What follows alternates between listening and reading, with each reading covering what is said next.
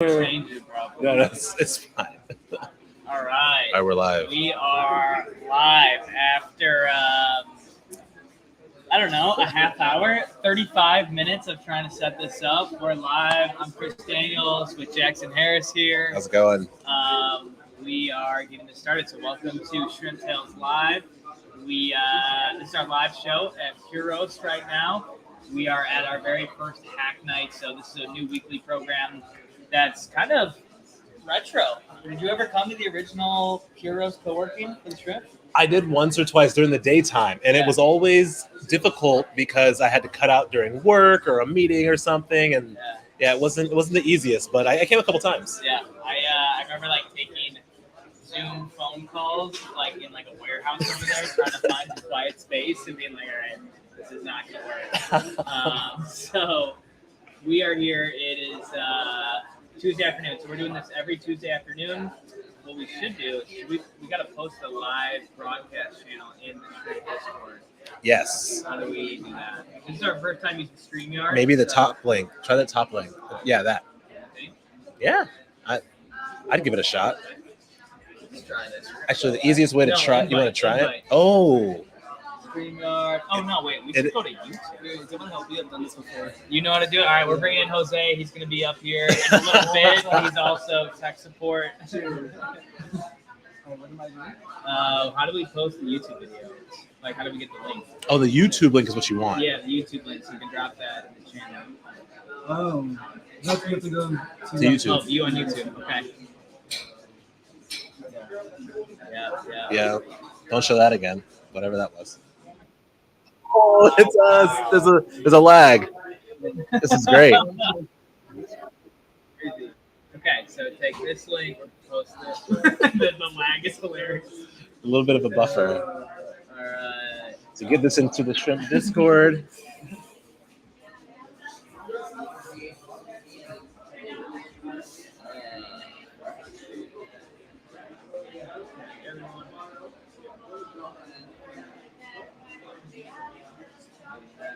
Great interviews planned. And we'll be all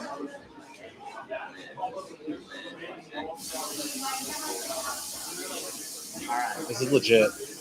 Boom, send to 2,000 people. Love when it gives you that thing. Publish it. Boom. Shrimp Tales live. All right, that is so trippy because that is back. We're not going to look at that. Yeah, the far left one. Yeah, there we go. All All right. we're doing it live. So we have a great show tonight.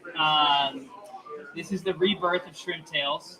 And Shrimp Tales, for those that don't know, was a podcast series. We're on Spotify and Apple Podcasts. You can check us out if you just look up Shrimp Tales. It was me and Garrett, who's the general manager of the Shrimp.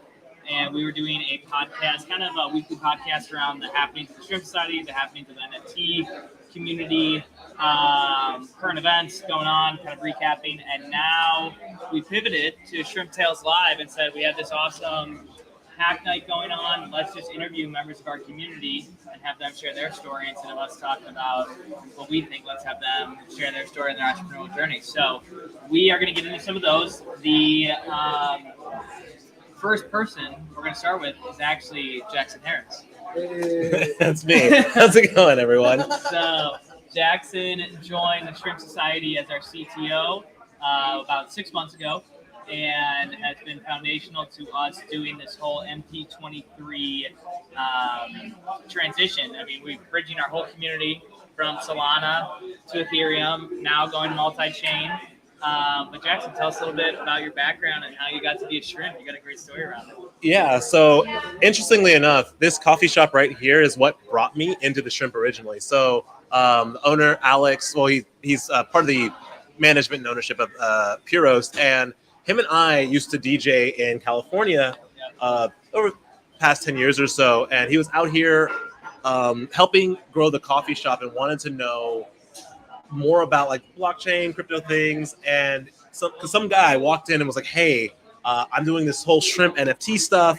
I want you to honor like this discount." And Alex is like, "I don't know what this guy's talking about. Let me reach out to my buddy, to me." And over time, he was like, hey, you got to come out and meet these guys. Like Chris, the Shrimp Society, they're doing great things. So I came out last year or actually now 2 years ago for Art Basel. There was a shrimp event then. Didn't get to meet you then. Came out for Miami Hack Week 2022. And from that point, this became more involved with the shrimp. And now I'm at the point where obviously doing the CTO things with you guys and helping not only do the bridging from Solana to ETH, but also just figuring out how do we, probably some coffee things going on. Just how do we put technology where it makes the most sense to add the most value to the shrimp ecosystem, and then also people within the community who are interested in becoming an engineer. I'm a non-traditional tech background. I econ major, did a lot of biz dev stuff. And to go from that into being a software engineer, I think there's a lot of people in the Shrimp Society, like myself, who, want to make that transition or pick up a new skill to be a founder who can remove the barriers from building and just do it themselves. Like you've done a lot with the shrimp and been scrappy, and I think that's another reason why I'm here to help out with that as well. So that's kind of how I got in. What I'm doing now and what I'm hoping to look forward to is continuing to work, obviously, the bridge of the ETH, NFTs, but also to really, again, just figure out how to help the community of engineers be as successful as the founders and entrepreneurs that you've done so far. Exactly. I love it. We were talking about Jackson coming on board around, we have very strong founder community, and that probably leans more like non-tech, kind of your marketing, salesy founder, but obviously the other half of the pie when starting to start up is the technical side. And with what we're doing with Shrimp Dev, which is developing, Jackson's leading that, is bringing in more of these technical entrepreneurs, technical builders to complement both skill sets and have more collaborative opportunities where people can launch startups. So we'll touch on Shrimp Dev in a bit. I do want to bring on Eli because he's been waiting patiently since I told him 45 minutes ago to come on. So we're bringing on Eli here. Okay, what do I hold this? All right. Nearby. Okay. Cool. Hey, Chris. Eli, what's going on? Thanks for What's waiting going? patiently. Yeah, we no, are good. live on YouTube. Have you ever been on a live stream before? Am I sitting in the proper? Do I need to? Yeah, good. Yeah. So why don't you tell us your shrimp story, meaning your entrepreneurial journey? How did you get into this position of now CEO of your company? Give us a little bit of background, and then I want to dive into the company. Yeah, so about 2 years ago, I was contemplating a career change, and I didn't feel like I was showing up my energy in the right way here. And so after several years of trying to figure it out, I remember Kotler saying is nurture your passions, right? And so, and it was about just consuming all those things that interested me. Yeah. And I trusted the process. And so there were all different technologies. Yeah. And it ended up enough of the my interest areas intersecting to saying, wow, that's where I'm going to go. It was a really powerful moment that I had about 2 years ago. It was a WTF moment. And I was like, it resonated quite strongly that I didn't have to think. It wasn't like a conscious decision. It was like a full body experience of saying, just jump there. And so I gave my manager 2 months notice, and then I started on this endeavor. And it took me a bit of tweaking as to how am I going to leverage this extended reality technology, VR and AR, and what would be my niche. And so I pivoted a little bit, and then I got clarity of where I'm going with that. Got it. How long did that take to? So it sounds like it's about 2 years to go from I'm looking to move towards something more of my passion, career change, start something, create something. Yeah. Do you think that's a fair assessment? 2 years to go from that kind of first seed of a thought to where you are now? Well, I knew that I needed to shift gears. I just didn't know where I was going to go. Yeah. And I think part of it is also letting go of the comfort. Usually I was working for a big tech company. I was on the non-technical side, but I think there was a lot of processing that needed to happen on there. But I think it's like these building blocks.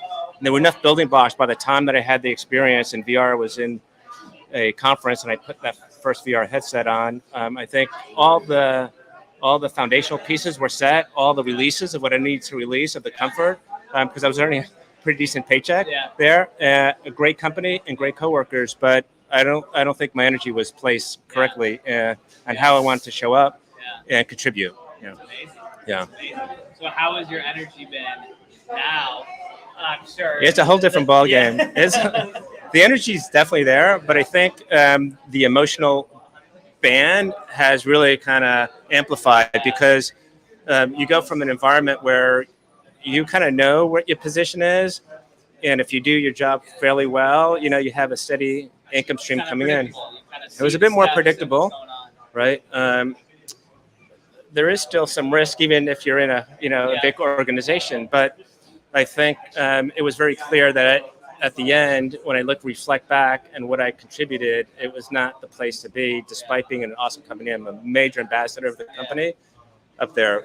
But when I think of what I'm going through now, it's definitely much greater highs and much greater lows for sure. And I think this is important on how to manage your headspace. And I think if you're conscious of the emotional place that you're at in the moment, it makes it a little bit easier. It's still hard, but recognizing you're just okay. Yeah.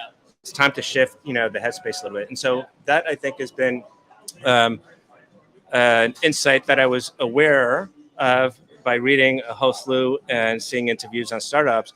What I underestimated was going from an environment where you're constantly on calls to one where you're trying to get something going, and it's a very isolating feeling. And I think that was I think that hit me harder than knowing that I was going to go through a lot of ups and downs in startups.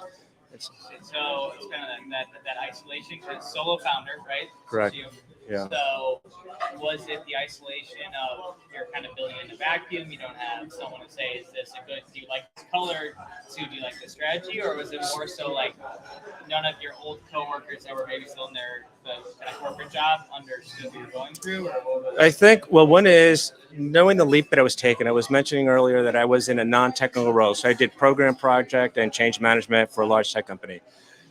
In order to build out a company, I felt like I needed to have a much better technical base.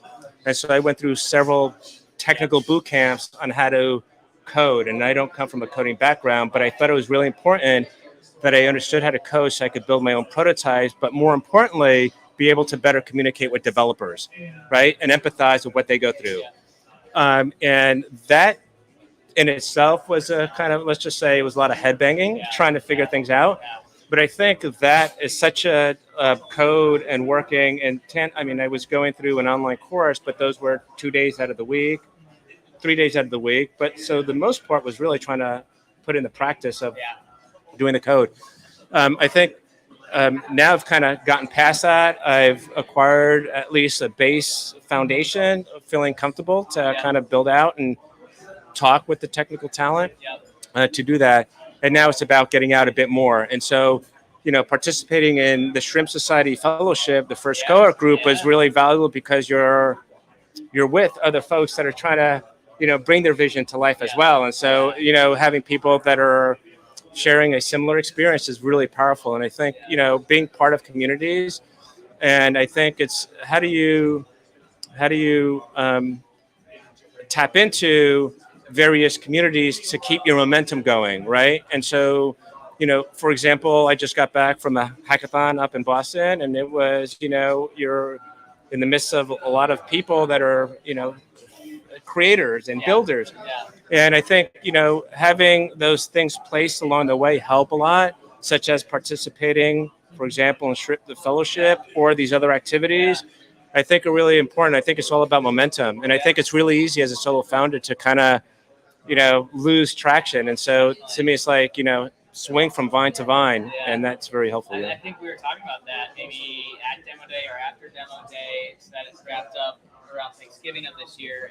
And we had so many people in the cohort were like, hey, can we still meet up next week? Can we still get together? Because like you're saying, there's that strong camaraderie, and it's like that momentum, and it's a group momentum, like a herd, right? It's like, okay, everyone's moving. I don't want to fall behind. Everyone's charging ahead. I want to be up in front. I want to be moving with the herd. And then when that dissipates, I love that analogy. I think you said it then of like swinging to the next vine.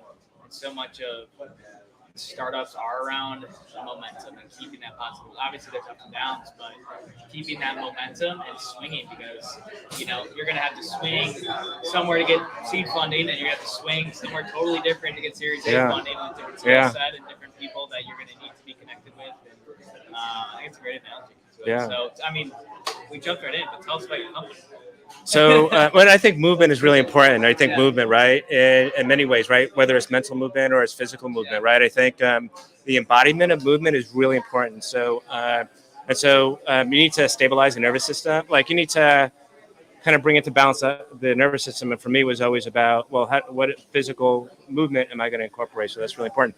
So, Venture Out, the name of the company, is at the intersection of virtual and augmented reality and outdoor themed movement-based pursuits. I know there's a lot there, but basically is how do I bring together athletic events and VR and AR, but as a participant. And so I'm taking concepts from the adventure racing, orienteering racing, top obstacle course racing, expedition racing, drop into VR to create a shared experience where folks need to move their bodies to traverse the landscape. I'm hoping to have our first season 1 out later in this year, hopefully third or fourth quarter there. Thinking optimistically, may funding come this way there. And then from an AR perspective, I have it clear, and it's like, how do we overlay either existing events but maybe come out with a whole new category of mixed reality athletic events. And so we're a bit further away from that. The glasses aren't quite there yet, but the first one is, creating this experience to deepen connections, encourage movement, and resurrect the explorer within. Like, I always think, like, a lot of us don't have an opportunity to get out or access to the outdoors, either time, money, whatever. There's a whole slew of things.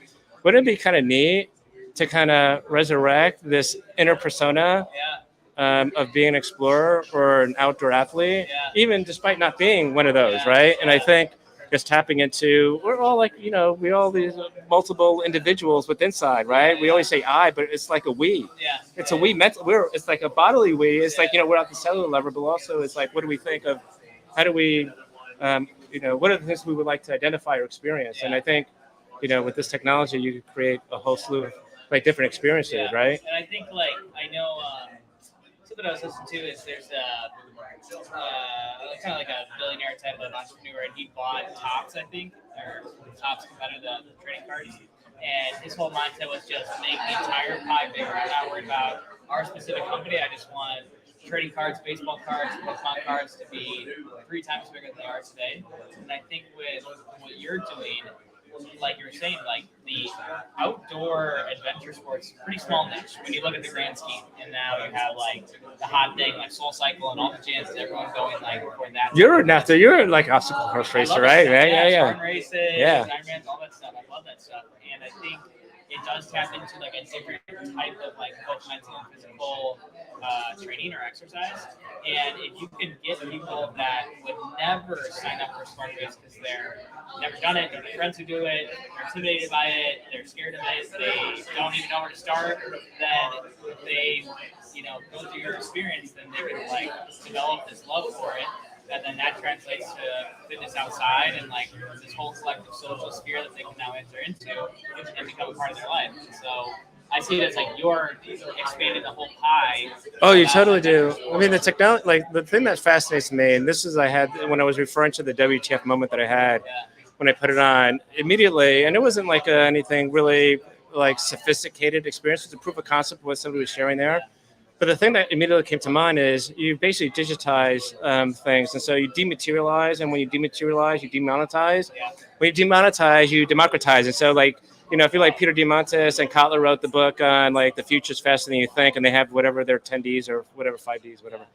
And so if you democratize things, wow, so many more people could experience things. And, my philosophically, I believe that experiences drives personal growth. And so if you could have more experiences in your lifetime, you have the potential of really kind of growing a bit more. And so, and then the third bit of that is your nervous system. What reality is what your nervous system perceives. And so if it like virtual reality, augmented reality, that's all reality because your nervous system is perceiving it. And so this concept of reality is, I think it's going to morph. And so with those 3 bits, I was like, wow, this could be really powerful. It has the potential of really being a powerful tool in a positive way.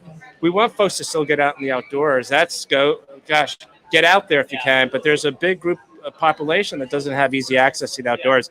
And could you imagine like calling up your buddy wherever, I don't know, like, Louisiana, New York, wherever, or Colorado, and saying, hey, you haven't seen him in years. Let's go and have a shared experience together, one, Friday night, and say, let's go and let's race as a team across. And, it's just like, I think it could be a beautiful thing. I kind of see it similar to like, I just played poker this weekend with some friends, and I was, some of them were playing like online poker and stuff like that. And it's in a way, some of them were like, both are great. Like the virtual poker, online poker, you can go there with your friends and, they like voice chat and all that stuff, and you're still playing poker. And in real life poker is great too. And it's like both of those. Now you're opening up like a whole, side of adventure sports that's not even possible now. And I've done it. It's awesome. I've done it. It's a blast. And so I'm excited. You was on display at the Shrimp Demo Day, which was awesome. Did you have some people excited about it there? Yeah, you just have to look at their faces. I mean, that's the telling. It's like the feel, right? It's not. Yeah, to me, it's all about the emotional reaction that they have when you put a headset on, and so it's a lot of smiles. Yeah, a lot of smiles. So, what has been your, I guess, like biggest challenge in this your company? So have you raised capital? No, this is so I have 3 objectives for the year. One is to raise capital, find a lead engineer, and then actually get the first version of the experience out on a public platform of some sort there. And so they all like intersect. The funding for the lead engineer and all that, but. If I could find a lead engineer that wants to be a part of the founding team, I'm totally open for that. So I think it's clarity. Now it's a whole different challenge. Before it was, the challenge was creating the prototype, which I've done. Then it was finding a game designer that could really. So I've had a number of people drop into the experience to get some encouraging validation. And then it was about having clarity on the vision. That took a little bit of tweaking. It's fairly clear now. We just need to test that if it's validated in public. At least the VR, that's fairly more straightforward because it's a product. The AR piece is going to be AR piece. I have some ideas and prototyping some things, and getting a really solid game designer, and then having the technical talent to execute. So I have that in place. Ideally, I have to have a technical talent there along the journey. But so I basically removed all the execution risk out of developing my first, the first experience. Now it's about knocking on a lot of doors in this environment. But I do believe if interesting enough, I think there's a tremendous potential here. So I would say, I haven't gotten out yet officially fundraising, but this is a go for Q1 and Q2, and we'll see how it goes. Ask me what the challenge is back then. But that is, and then really going out and I guess evangelizing the vision and to build a funnel of potential CTO candidates and lead engineers. Awesome. Yeah, awesome. That's it. I love it. That's great stuff. Yeah. Last question here. What advice would you give to maybe like if you think back to where you were 2 years ago, what advice would you give to like that version of you or that person that's like sitting in their corporate job is like, man, I got this passion I want to pursue. I have this thing, but I don't know where to start. Like, what would you tell that person? Yeah, I think, well, one is personality doesn't scale, meaning what works for you may not work for somebody else, right? And so you need to honor who you are and how you approach things. Typically, outside of work and the hobbies that I've had, I typically have basically say I want to really take a really big leap to get there, because even if I fall short, I've advanced more quickly there.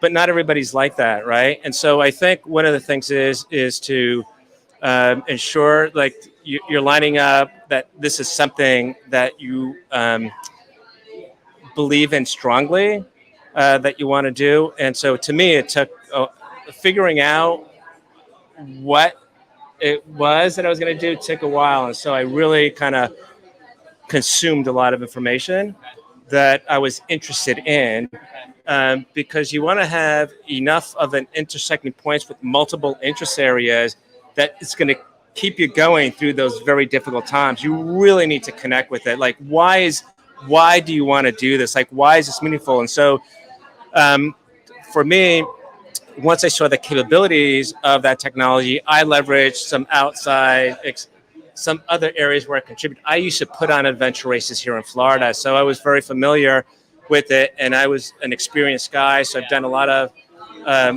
unusual things across, racing a tuk-tuk through India, or doing eco challenges. So there was a skill set that I had and an experience that I found really valuable to me. And so those experiences, I thought, wow, wouldn't it be great if more people could experience in some way, shape, or form? Then I had this outside expertise of having put on events for a number of years. And so I'm just leveraging a different technology medium. And so I think it's kind of zeroing in on something that would be powerful enough for you to let go of that comfort and really believe. But I think ultimately it's really reflecting, and going back to your question, is to the person that is considering it, time goes by very quickly. And it's reflecting. If you were saying if you're done today, would you be happy on how you showed up? And to me, the biggest fear was not showing up. Like that, the failure is not the big fear. It's not given it a crack at it. That's a big fear. Like looking back, because then you would never have known, right? So even if things don't shape out the way that I like them to shape out, it was like, well, I gave it a good crack, right? And you can't bullshit yourself. I mean, when you don't put in the effort, right? It's not to do that. And so sorry for saying the word. I didn't say that, but I think one is if you're going to do it, really show up and doing it. But I think ultimately everybody's motivated differently, and I just wanted to feel like, that I contributed in whatever fashion, right? Small shape, form, to do that. So. I totally agree with that. I've had startups where I've wanted to quit, and it sucks, and it's awful. Yeah. And if you don't have what you were saying, that why, clarified, that deep why, not the why of like, oh, I think this could be a good opportunity, or like if you're not deeply understanding of the why, maybe that is the why, but whatever your why is, like, it's got to fit that range of emotion and be able to bounce off of that and keep you level, because otherwise on the low, highs and low lows, and you're not going to be able to bounce back. You're going to be like, what am I even doing this you for? give it up. It's so easy to give up in that way. But if you really feel strongly in something, in the vision or the mission, then it's, you'll able to take a lot more bumps, right, along the road that way. So it's more of like, how can I make this work instead of like, will this work? It's more of like, how can I make this work, and will it be a big, good business or whatever?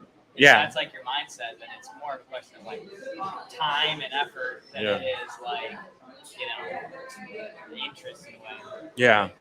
I mean, the power of creating something, there's like no better time to create than we are living now. There's so many technologies, and Peter and Ishmael and all these guys are talking about like exponential technologies, and you combine those. So I came back from a hackathon, and it's unbelievable what people can create in 2 days. Unbelievable what they came up with an idea. And so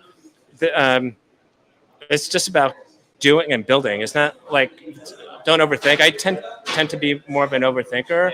I've shifted that a bit. You could build stuff really quickly nowadays, and it's about just going out and giving it a try and an experiment and doing that. But if anybody out there is like kind of vacillating,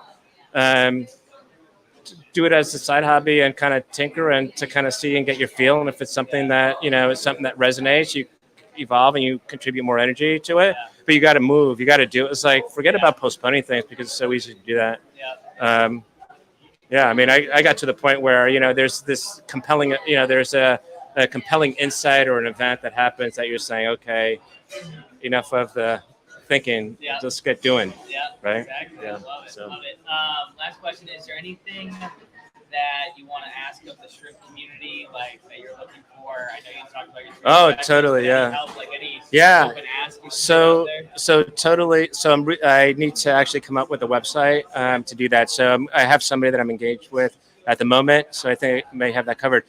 If somebody knows a lead engineer that has experience out doing AR or VR stuff, that's into outdoor activities, that would be like a great combination. If I had somebody who's like, like you doing obstacle course racing or expedition or adventure racing or just going out and doing these wacky races, that also has a deep technical, talent, leveraging one of the, Unity, Unreal game engines, that would be helpful to do. And if anybody knows of any, folks that whose investment thesis is, or investors whose investment thesis is like outdoor, athletic events, sporting activities, or movement based, all this. It's all get people moving, in a fun way. That's it. And yeah, if you want to connect, find me on LinkedIn. I don't know. Are you posting this? Like, are you putting any notes to post on YouTube? Yeah. Podcast. So yeah, where can they find you? Yeah. LinkedIn. What's your full name? My name is Elias Jimenez. Or Elias, depending on the pronunciation. And then I think it's like XR. XR movement experience type of thing. Awesome. Do that. And I need to get all the social channels kind of going there. So I kind of need to lean into that as well. But LinkedIn is probably the best way at this point to get a hold of me. Yeah. Well, thank you for coming on. All right. Thank you. Awesome. Thank you. No, thank you for having me. This is great. Yeah. Spur of the moment. Yeah, it's good stuff. Thank you, Chris. For sure. And great job and great things that you're doing out there. So thank you for contributing to the community. And I think a lot of people are just very appreciative and grateful for the work you and your team do. So, Thank you. I appreciate it, brother. All right. Can you send? Let's see. All right, we're gonna see if we can get Hunter over here now. Who's he over there? Yeah, is he around? Is Hunter here? We're gonna see if Hunter. Oh, he left. All right. Jackson, do you want to jump back on?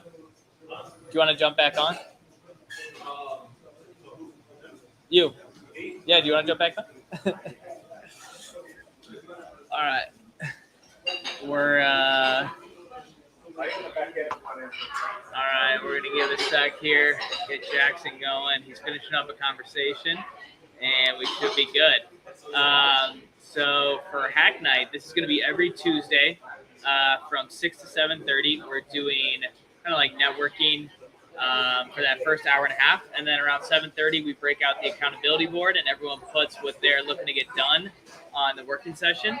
And then from there, we kind of turn down the music, get a little bit more serious, and start cranking away on some actual work. So it's a perfect opportunity to come get stuff done. What's going on? You want to jump on? I think I'm next, right? Yeah. You want to jump on? Do you want to interview Jose? Oh, so you get Yeah. Do you want to interview Let's me? jump Or... around a little bit. I like it. Wait, am I in your seat? No. Here. Okay. Take this one. Let's jump around a bit. Gotcha. Oh, is that what you wanted? Sorry, I didn't know what you were asking me. No. So what I wanted to ask you was that essentially for you to have an interview. Okay. But now I guess I am the interviewer. So, Things just changed. all right, careful what you ask. Careful what I asked. Well, so obviously you're involved in the Shrimp Society now. How about you talk about your journey from finding out about the shrimp and how you got involved? Because I know a little bit, and we kind of both were getting involved at the same time, and now we're both here working with the Shrimp Society. So kind of how that happened for you? Yeah, so my story starts off in, I guess, politics in Miami. Born and raised here, always involved. I got involved on campus with politics, and then eventually I met Jadon, and I had another friend that was working in tech, and I just started coming out to more events. Like Jadon would invite me to tons of events, and I think one of them, a few of them were Shrimp Society events, and So I for really. those who don't know, who's Jadon? What's Yeah, Jadon's one of my best friends. He is the founder of Miami Hack Week. He works as biz dev at Upstream, which is a DAO tooling platform. It's a startup. And yeah, just started getting more involved in community building in the tech space in Miami. Started working for one of the county commissioners for about a year. That was really cool. She I worked with her to found and create the Bitcoin task force at the county level. I heard about that. Yeah, that was really, really cool. Just seeing like the government get around tech, and from that perspective of like, how do we support this industry? What policies do we need to start? Like, what needs to change about Miami? Like, what is missing for us to be able to like grow this new shiny thing, and make it actually sustainable long term? So we had a conversation. One of my good friends, his name was Michael Saman. He tweeted about like, we need to like make sure that this is benefiting the local ecosystem, people who've already been here. So how do we do that? And that's kind of how Miami Hack Week was born. And then Dave Fano and Lucy Guo got involved. Jadon really took this concept, and then I helped Jadon make Miami, like, together we formed the first team. I came on kind of later. At the time, I was still working for the commissioner. I started law school. So I was in law school, and then I was also helping run Miami Hack Week. And wow, yeah, that's a lot. How that was did you crazy. manage all of that? Are you still managing now? Like, No, so I've left law school. I've decided that it's not the path I want to pursue. I've always been like someone who's like entrepreneurial, I feel.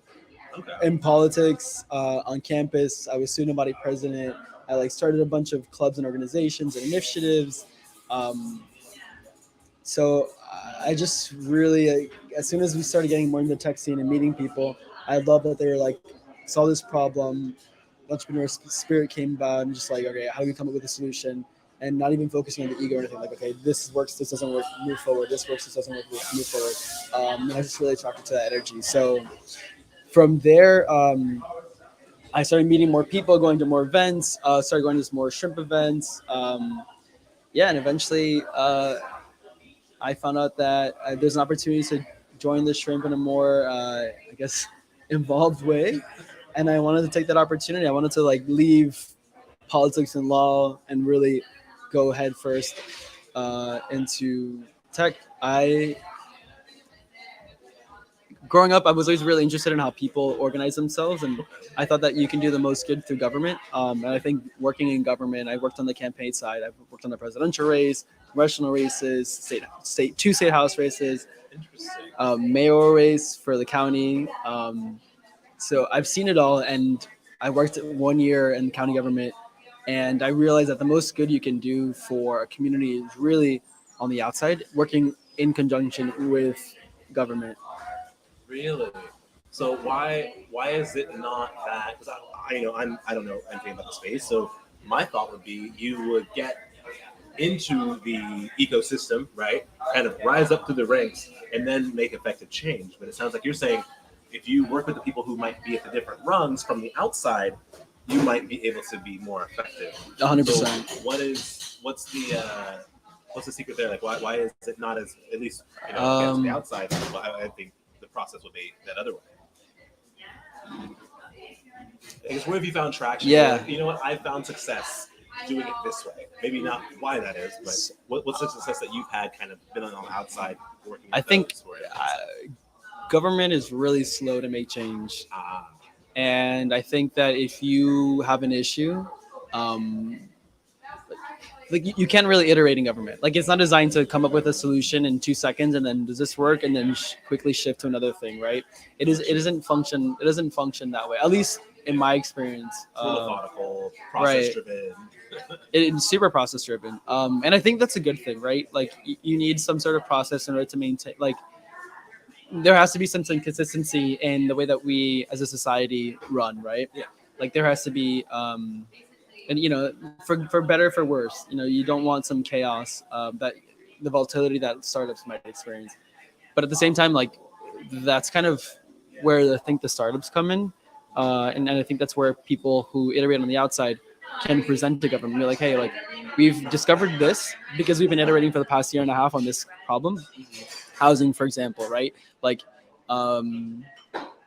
people are right now trying to figure out how do you address that from the inside of government and from the outside of government. And I think the people who've been able to make the most progress are the ones working on the outside of government.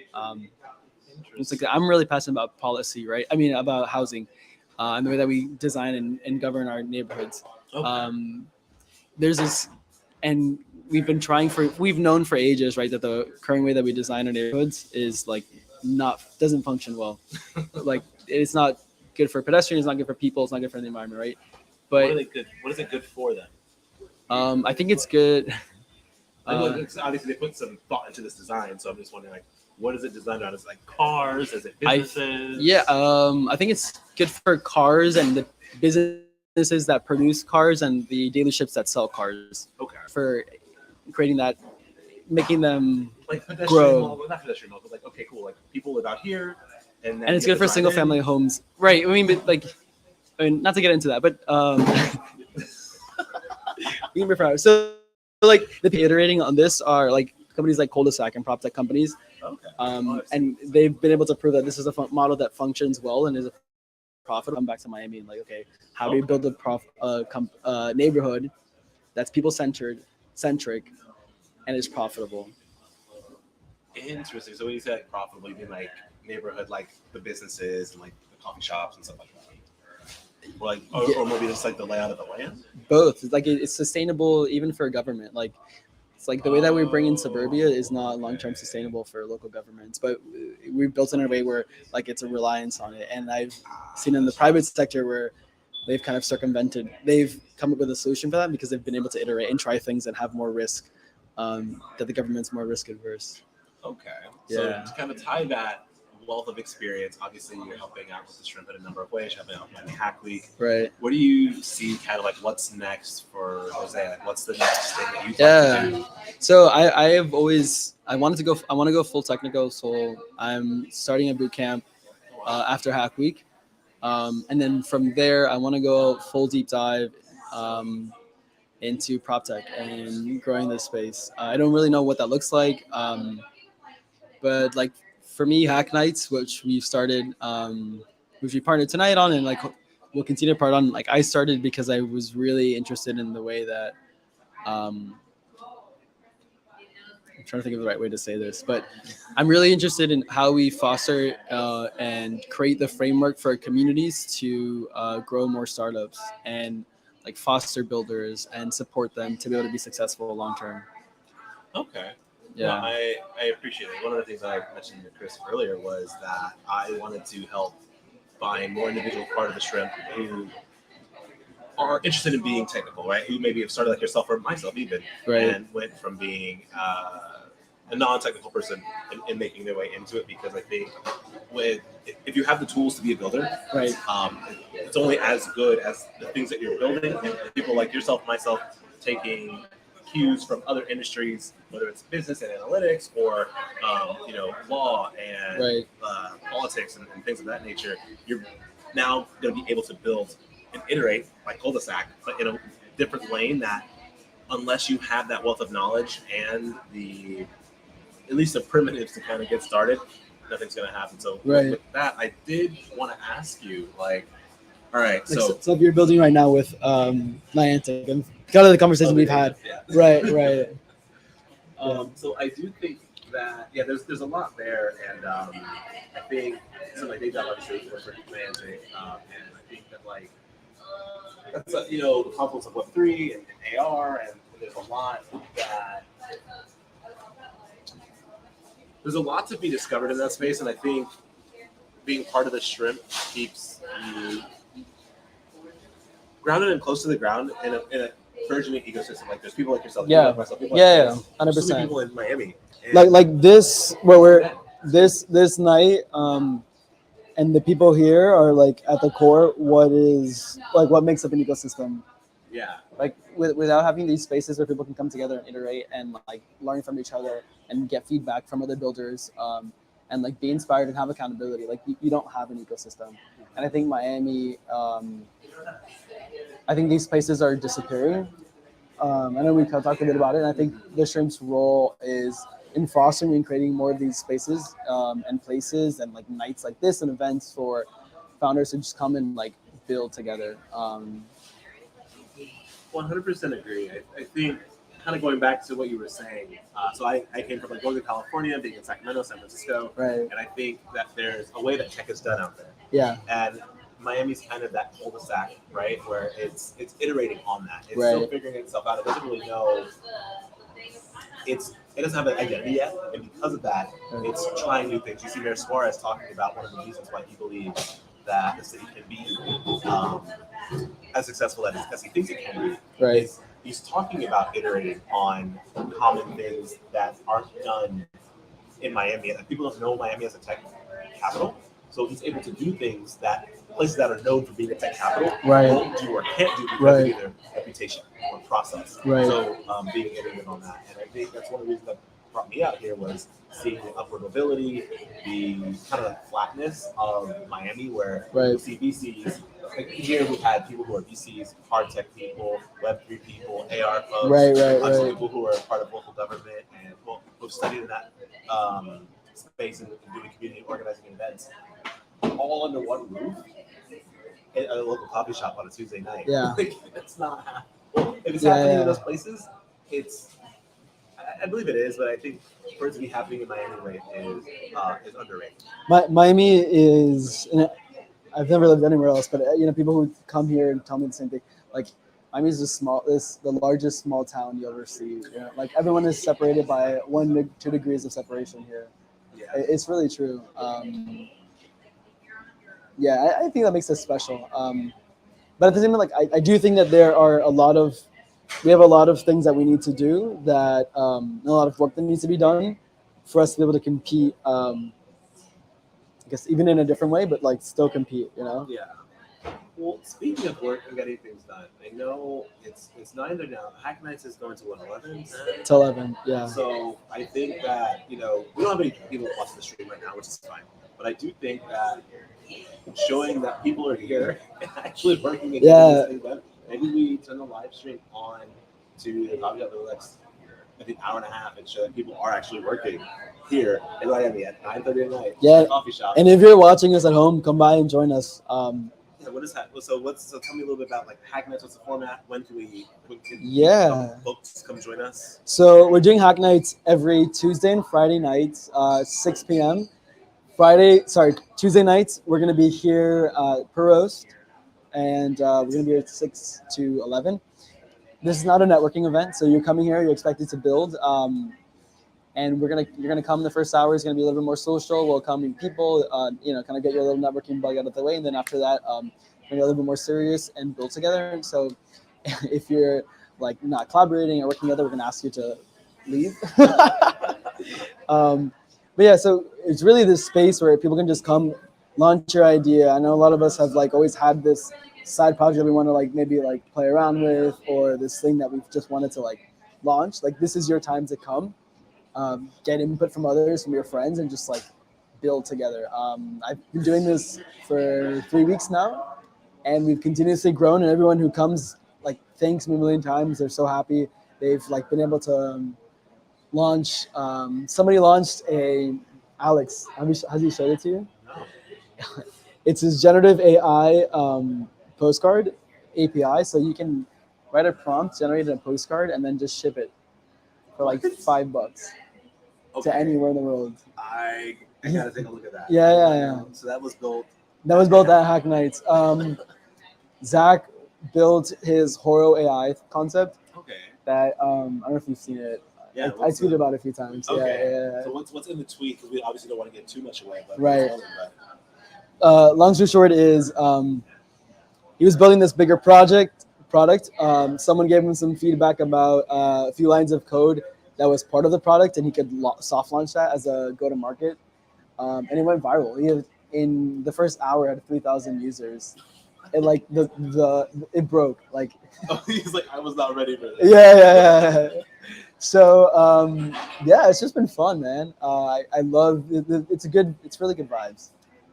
As someone who obviously, you said you were born and raised here in Miami, and you worked here your entire life. My story, what brought me here, and it's part of the Chris Shrimp Society Niantic story too. Right. But Miami has something special about it, where like lightning strikes like that.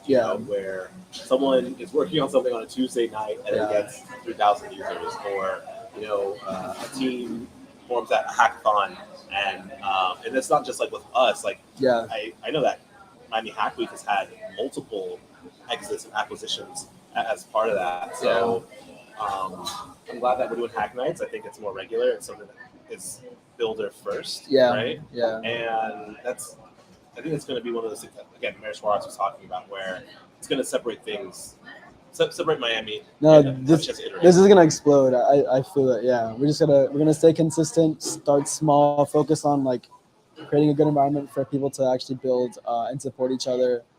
So yeah, if you're scared or feeling worried, like come hang out with us. This is the space to like take risks, have fun, be weird, hang out. You know.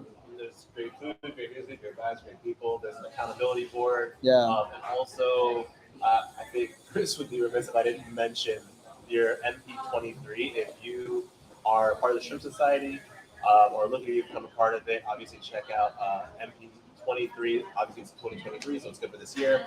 And you get wristband when you come out to Hack Night. There's, beer, wine, coffee, snacks, sandwiches, things like that, which are gratis for all MP23 holders. And then I do believe you also get. Did you say gratis? Yeah. Bro, I've read it and I've never said it out loud. That is one of those words I've like seen and just skipped in my mind because I don't know how to pronounce. You know what I'm talking about? Yeah. I mean, please, someone you are probably right. I hope Gratis. so. I really hope so. It's live. Tonight is gratis, yeah. But yeah, you'll get some things for free. MP23 holder. I know Puros does honor MP23 and Shrimp I believe it's a 20% discount. Yeah, shout out to Puros. Yeah, shout out to Puros. Woo! Alex, Wednesdays we're making him on Shrimp Tales. Yeah. But not tonight. He wants to prepare. But yeah, that's 926. Let's get the accountability board over here. I'll grab that. Yeah. We'll then kind of show. Are people like here. can see this or? Yeah, I don't know. I'm gonna go grab the board. Okay. Then we just keep talking. Yeah. How do we see where it's at? It's this one. Okay. Yeah, so we're really excited. We're really excited to inject new life into the shrimp. Really want to focus more again on just our members and providing as much value as possible and creating spaces like Hack Nights. So just come out, hang out with us. Definitely have more stories. Somebody got a job offer in 3 weeks of Hack Nights, just from 2 nights of hacking together.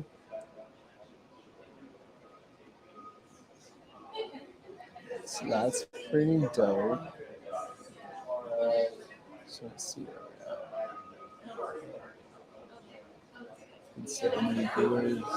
Yeah, so this is the first time we've done one of these lives. All right. So yeah, we got the accountability board here for tonight, aka the Get Shit Done board. Hey. We got Howard, Chris, Ryan, L, Jose. Obviously, there's more folks out there hacking, and I think we actually have to show. I just realized I haven't been talking to the mic. It's the accountability board, the Get Shit Done board. Howard, Chris, Ryan, L, and Jose have all written things down. There's more people out there hacking, and we'll turn the camera over there as we wrap up. We got to show that, hey, there's people out here. We're doing things. 9:30 at night on a Tuesday. 2 more hours.